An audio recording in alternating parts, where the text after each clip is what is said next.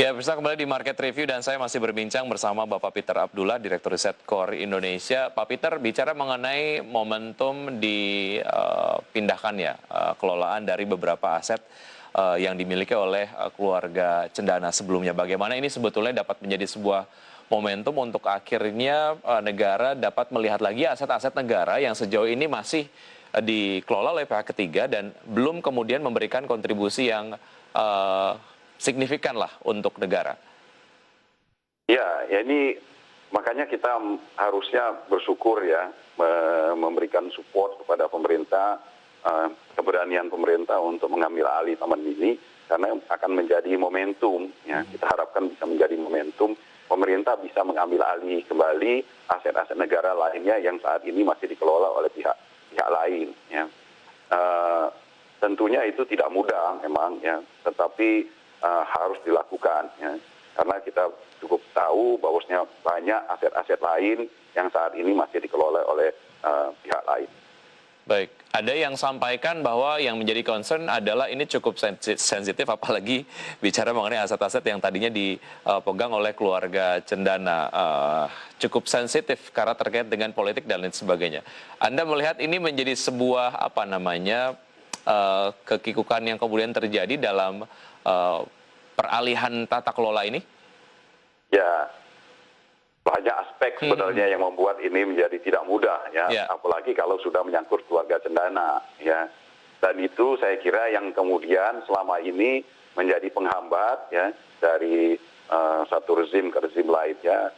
Sudah cukup lama ya setelah kita memasuki era reformasi ini, berganti rezim, berganti pemerintahan, tapi aset-aset yang dikuasai oleh keluarga Cendana tidak segera bisa diambil alih oleh pemerintah.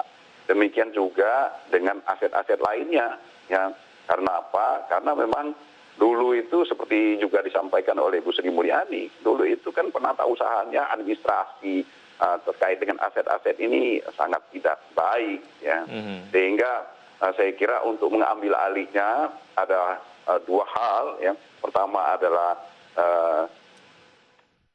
ketegasan dari pemerintah ya, niat kuat ya dari pemerintah, didukung dengan support dari semua persoalan administrasi dan hukumnya ya, agar supaya ini bisa dilakukan pengambil alihannya secara smooth, secara lancar.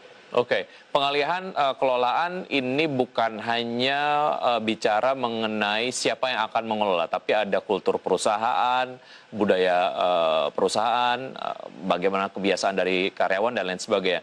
Ini menjadi satu hal yang mungkin akan jadi concern juga nggak, Pak Peter? Saya kira iya ya. Misalnya pengambil alihan taman mini. Ya.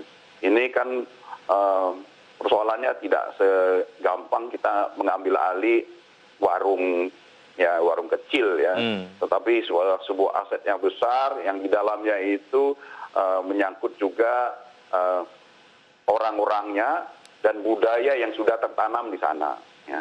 Oleh karena itu pengambil alihan ini saya sependapat dengan pemerintah yang memulainya dengan membentuk dulu tim transisi ya. Agar supaya peralihan itu bisa berjalan mulus ya, tidak memunculkan gejolak-gejolak. Nah, ini menyangkut orang, ya, menyangkut budaya ya, yang sudah tertanam begitu lama di sana. Ya, Pak Peter, menyambung bagaimana ini menjadi sebuah momen lah untuk kemudian menginventarisir atau mungkin mengingat-ingat lagi aset negara yang masih dikelola oleh pihak ketiga dan belum memberikan kontribusi maksimal kepada negara. Jika kemudian sudah betul-betul jelas bahwa ini adalah aset-aset negara, tapi kemudian masih tata kelolanya dilakukan oleh pihak lain, apa sih yang menjadi kendala, Pak Peter? Kita bicara skupnya bukan hanya spesifik yang tadinya dikelola oleh keluarga Cendana, tapi kemudian pihak-pihak lain lah. Apa yang menjadi challenge sehingga kemudian sampai dengan sekarang negara masih belum mengelola aset-aset tersebut? Ya itu tadi saya sebutkan. Ini ada masalah administrasi dan hukum di sini, ya, yang saya kira tidak mudah ya, karena mereka yang mengelola saat ini tentunya punya pegangan legal ya, bagaimana mereka mendapatkan aset-aset itu ya. Dan untuk kita bisa mengembalikannya ya, tentunya harus kita telusuri kembali ya, bagaimana proses dulu aset-aset itu bisa dikuasai oleh pihak-pihak tertentu ya.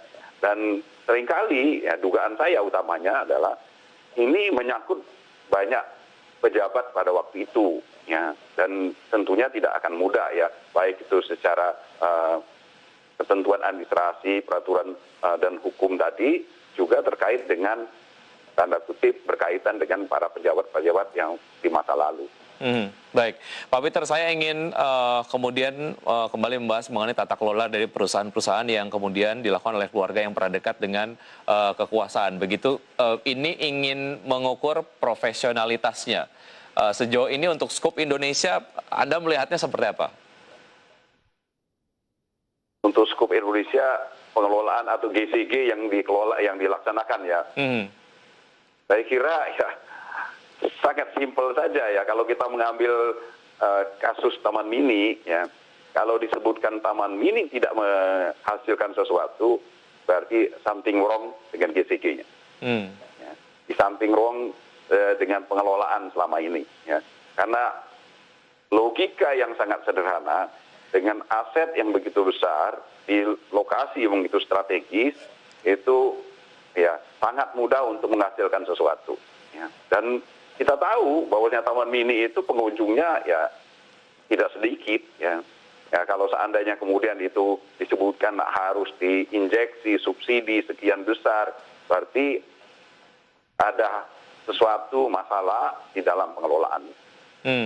Baik, Pak Peter, tentu saja ada harapan-harapan lain selain kemudian ketika sudah diambil alih oleh pemerintah, ada harapan mengenai tata kelola yang lebih transparan dan lain sebagainya, dan lebih profesional.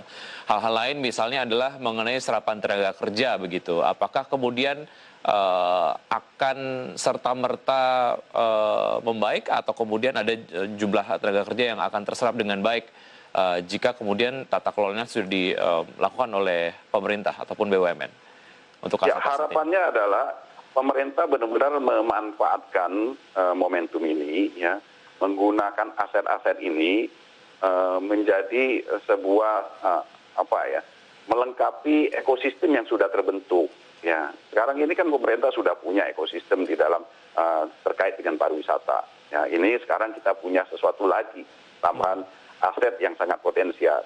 Dan yang kedua, pemerintah perlu lebih inovatif, kreatif lagi ya. Ini eranya sudah era digital ya.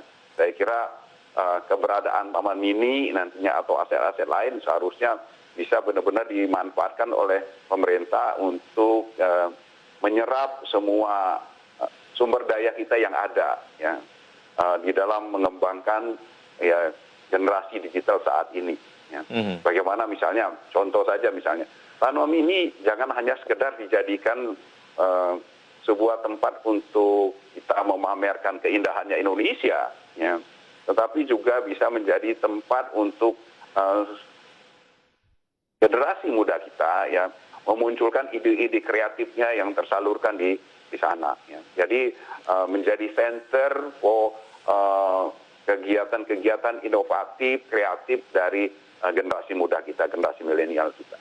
Artinya perlu ada perubahan grand design yang harus dilakukan lah ya oleh pemerintah sendiri pada saat nantinya sudah fully mengoperasionalkan TMII misalnya contohnya, agar ini kemudian ada penyesuaian objek wisata yang tadinya mungkin masih dikatakan konvensional, tapi kemudian sudah menjadi lebih digital dan juga lebih modern lah, katakanlah seperti itu, Pak Peter. Baik. Saya kira begitu ya. Apa yang Anda harapkan dari pemindahan kelolaan ini, Pak Peter, ke depan dari aset-aset yang tadinya dikelola oleh keluarga Cendana? Harapan saya yang jelas adalah pemerintah bisa membuktikan bahwasanya mereka mampu mengelola aset-aset negara secara lebih baik. Ya.